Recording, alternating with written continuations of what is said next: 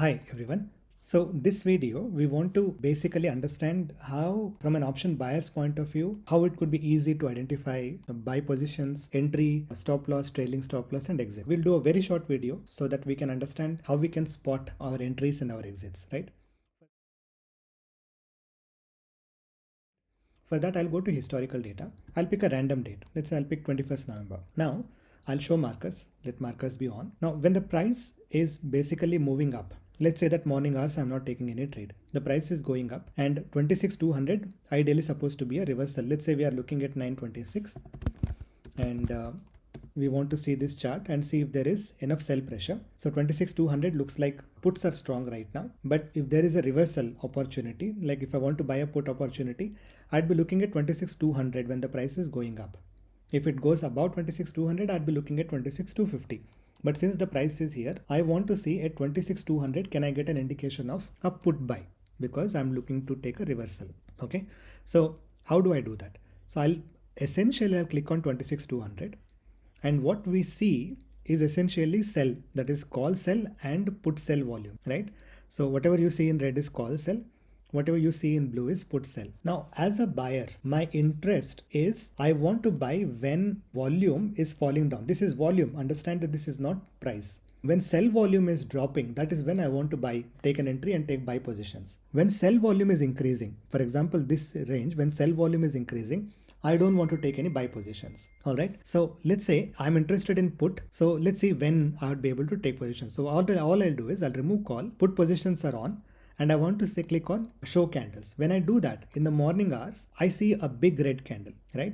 And after that, I see another big red candle. So this red candle, I might not take an entry, but after that one more big red candle came and I would say, okay, fair enough. I think I can take an entry here. Now, why am I looking at red candles? Because red candles are essentially telling me that sellers are exiting, right? This is sell volume. So these are all volume candles. They are not price candles. So if a red candle appears, it means that sellers are exiting. And I, as an option buyer, I can make money only when sellers are exiting or sellers are leaving their positions, or there are few sellers, right? In this particular case, sellers are exiting. So I'll take my position. Let's say, well, there are different ways to actually look at it, but let's say that I will say the top of this candle as my stop loss. So if the volume comes back and breaks this candle top, I'll say my stop loss is hit and I'll get out. Now understand that your stop loss is not based on price. You're not saying 20 rupees stop loss. You're not saying 30 rupees stop loss. You're essentially saying if the volume has enough power and if it tries to push back and break this level, I will get out of my position. If it doesn't, then I'll wait for next big red candle and I'll consider top of that as my trailing stop loss. Top of this as trailing stop loss, for example. Top of this as trailing stop loss, which would have been hit here. Another red candle, I might take another position here and I will continue for almost till here, for example, somewhere here. So if you look at the first trade,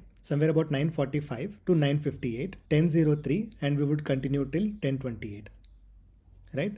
The second trade, if I am looking at 1003 and 1027.28. So there are two trades. This particular move, you are able to capture it in two different trades. If you are able to follow it as a trailing stop loss, and based on that, we are trying to take a trade, right? So this is one. The second trade, the same thing again, price comes back to the same level, day high. When did it come back? About 1255. Again, we are looking at 26,200 only. Let's look at again another put position in the second half, right? Again, the same thing happens. One big red candle. This time it is breaking all the previous high lows and all that. So this is good enough for me to take a position. And if I continue the same philosophy, top of this as being stop loss, trailing stop loss, trailing stop loss, trailing stop loss, trailing stop loss, I'd probably exit at 135. My entry is at 112. My exit is at 134, 135. 112, my exit is still at the bottom itself and 134, 135 is here. Somewhere there I'm trying to take an exit. Or we can consider previous high and you can try to exit your positions in previous high.